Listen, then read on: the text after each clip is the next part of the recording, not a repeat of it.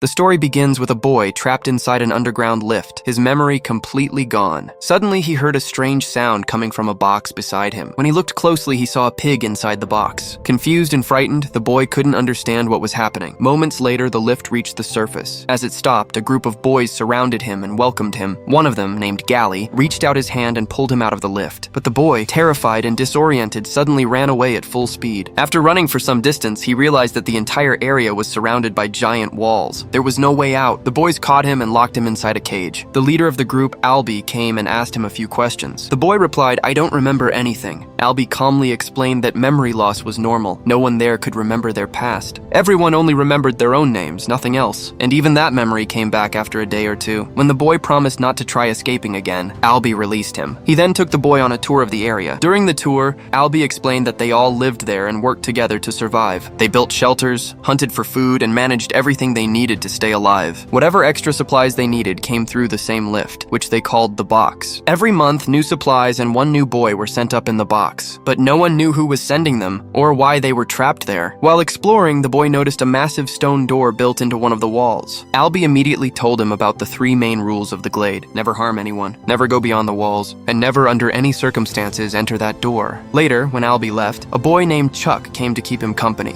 but the new boy couldn't stop staring at that mysterious door. He wanted to know what was hidden behind it. Soon after, he saw 2 boys, Ben and Minho, coming out from the door. He was shocked. Albie had clearly said no one was allowed in there. Chuck then explained that only a few boys could enter. They were called runners. Their job was to explore the maze behind the door and find a way out. Hearing this, the boy became even more curious. Unable to control his curiosity, he went closer to the door to examine it, but Gally suddenly shoved him hard to stop him, making him fall to the ground. The boy got angry and shouted at everyone. Before he could say more, the huge door slowly closed on its own with a loud thud. That evening, a welcome party was held to celebrate the arrival of the new boy. But instead of warmth, many of the boys shouted and mocked him. During the gathering, another boy named Newt explained that every morning at sunrise, the runners entered the maze to map it and look for an escape route. For the last 3 years, they had searched endlessly, but no one had found a way out yet, and every runner had to return before nightfall. If someone failed to do so, they were forced to spend the night inside the maze. And until now, not a single person had ever returned alive after spending a night there, because terrifying creatures called grievers lived inside that maze. The new boy wanted to become a runner at any cost, but Newt told him that runners are chosen based on their special skills and abilities. Suddenly, the new boy got pushed accidentally by Gally and his friend, who were wrestling nearby. Gally then challenged the new boy to a wrestling match. The rule was simple: whoever threw the other person out of the circle would win. The new boy agreed immediately. As soon as the match began, Gally started showing off his strength and skill. Thomas tried his best to fight back, but Gally kicked him hard, making him fall. His head hit the ground with great force, but strangely, that hit triggered his lost memories, and he suddenly remembered his real name, Thomas. That same night, Thomas had a strange dream. In his dream, he was sometimes running, sometimes trapped inside a lab, and there was a woman's voice repeating the words, "Wicked is good." The next morning, Albie took Thomas to a wall where the names of all the boys were written. Thomas noticed that some of the names were crossed out. Albie explained that those were the names of the boys who were no longer among them, the ones who had died. Later, Thomas went into the forest to collect some supplies. There, he saw skeletons hanging from trees. Suddenly, he met Ben, who was acting very strange. Before Thomas could react, Ben attacked him. Thomas hit Ben on the head with a skeleton bone to escape, then ran as fast as he could, calling for help. Ben kept chasing him without stopping. Luckily, Thomas reached back to the camp in time, where Newt struck Ben hard on the head to stop him. They captured Ben and noticed a strange-looking wound on his stomach. Seeing this, they locked him inside a cage. Albie then told Thomas that Ben was actually turning into something else, going through a process called the changing. It happened when someone was stung by the grievers inside the maze. But this was the first time it had ever happened during daylight. Seeing Ben's condition getting worse, they pushed him inside the maze just before the doors closed. That night, Thomas had another dream. He saw the same woman again inside the lab, and this time there was also a girl with him, part of the same experiment. The next morning, Thomas noticed that Albie had gone inside the maze even though he wasn't a runner. Newt explained that Albie went in to follow Ben's footprints and find the spot where he was bitten. He also told Thomas that Albie was the first person to ever arrive in this place, and he had survived an entire month here alone before any of the other boys came through the lift. That evening, everyone grew worried because Albie and the other runners still hadn't returned. They all stood near the maze door, waiting anxiously. After some time, they saw Mino coming toward them. He was carrying an injured Albie on his shoulder. Before Mino could reach the gate, the massive doors began to close. Everyone panicked, realizing they wouldn't make it out in time. Without thinking twice, Thomas ran straight into the maze to save them. The doors shut behind him instantly. Inside, Thomas saw Albie lying unconscious and quickly understood that he had been bitten by a griever. To protect him, Mino had knocked him out. Just then, they heard the terrifying roar of a griever approaching. Thomas wanted to save Albie no matter what, but Mino said it was impossible. Once a person was stung, there was no coming back. Thomas refused to give up. He noticed thick vines covering a nearby wall, and with Mino's help, tied Albie between those plants to hide him. As they worked, a griever suddenly crawled close. Seeing it, Mino ran for his life, but Thomas stayed behind and hid behind the trees. The creature didn't notice Albie or Thomas. From his hiding spot, Thomas realized something shocking. The griever wasn't a living monster, it was a machine. It was built to look terrifying, but was actually a robot. Once the griever moved away, Thomas returned to check on Albie, but then he felt something on his shoulder. When he looked up, another griever was right in front of him. It attacked immediately, forcing Thomas to run as fast as he could. He knew running wouldn't be enough to survive. Thinking quickly, Thomas jumped onto the vines growing along the wall. The griever leapt after him, but its claws got stuck in the vines, giving Thomas a few seconds to escape.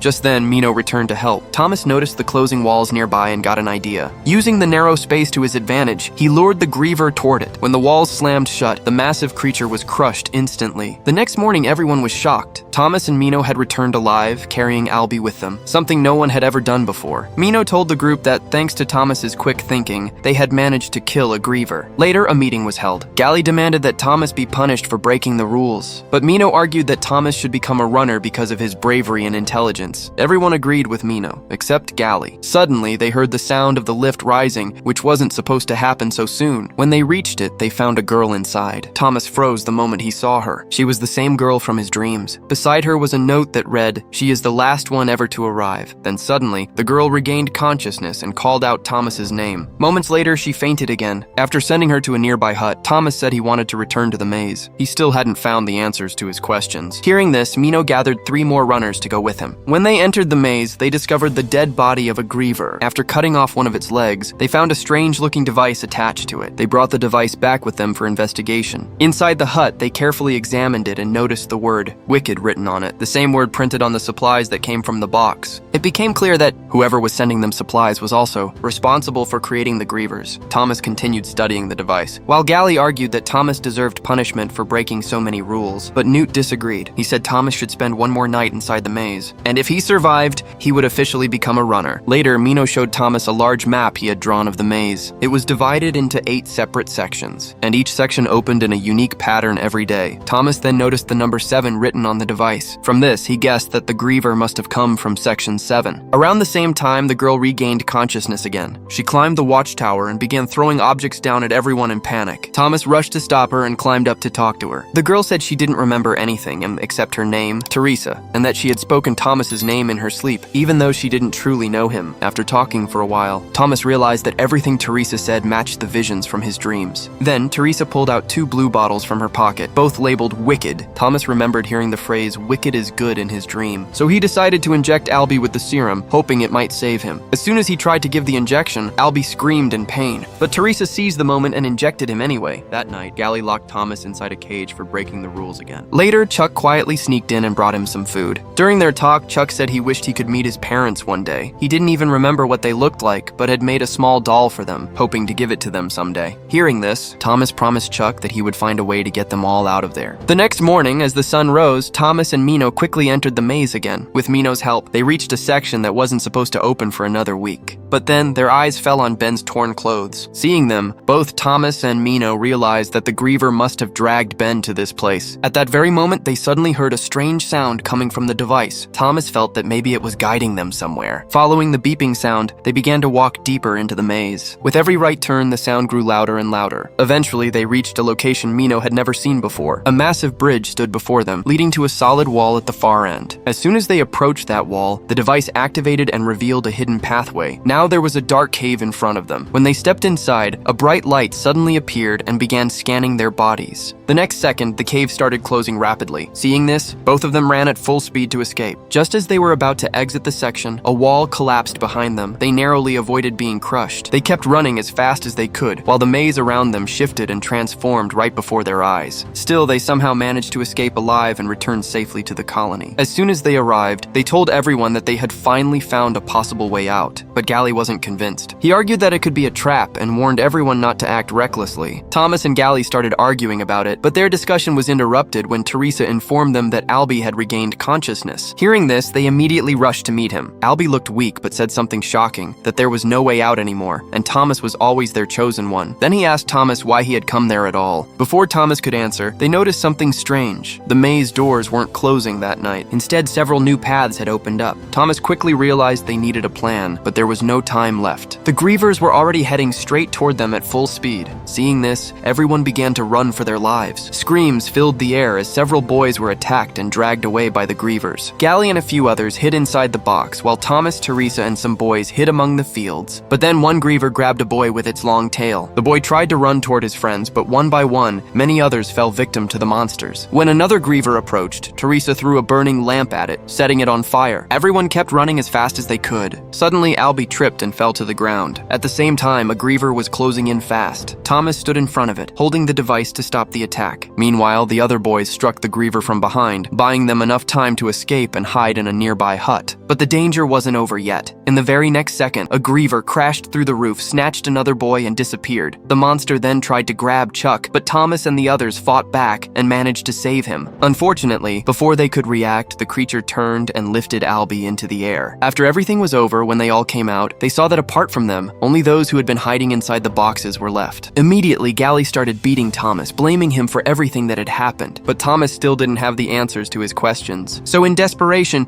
he injected himself with the poison of the Griever. Moments later, he fainted. While unconscious, he saw the same dream again. He was with Teresa in a lab where experiments were being conducted on young boys. When he regained consciousness, only Teresa was beside him. Some of the boys then told him that in his absence, Gally had taken control of everything and convinced everyone that it was all Thomas's fault. After listening to them, Thomas accepted his mistake. Then he told everyone that in reality, they were not trapped inside any maze. It was all a test. There was a gate they had to cross to escape, and all of this was being done by a company named Wicked for its experiments. Thomas and Teresa had once worked for Wicked themselves. Later, Thomas and Teresa were taken to Gally, who was crossing out the names written on the wall. Now Gally wanted to send both of them back into the maze, but some of the boys began to believe that maybe Thomas really knew the way out. Taking advantage of this moment, Thomas freed himself from the guards. At that moment, Minho pointed his blade at Gally. Thomas then announced that he and his companions were leaving forever. He said that anyone who wanted to come along was welcome. Gally laughed, thinking no one would go with him, but to his surprise, many of the boys agreed to join Thomas and refused to stay in the maze any longer. After escaping, they finally reached the gate of another section where they encountered another Griever. They fought bravely and managed to outsmart the creature, but during the battle, some of the boys fell into a trench. While attacking the monster, Teresa accidentally dropped the device toward the trench. As Chuck went to retrieve it, he spotted another Griever climbing up. He shouted a warning, and everyone pushed the monster back into the trench with all their strength. Then 2 more Grievers appeared, killing several boys in the process. Meanwhile, Teresa and Chuck used the device to open the door, revealing another gate that required an 8-digit code. Thomas quickly realized that the code must be related to the sequence of maze sections. Minho began reciting the sequence, but before he could finish, another Griever attacked him. Seeing this, another boy jumped on the monster to distract it, which ended up saving Minho's life. As soon as Minho recited the entire sequence, the door opened, and immediately after that, all the maze walls began to close. After crossing through the door,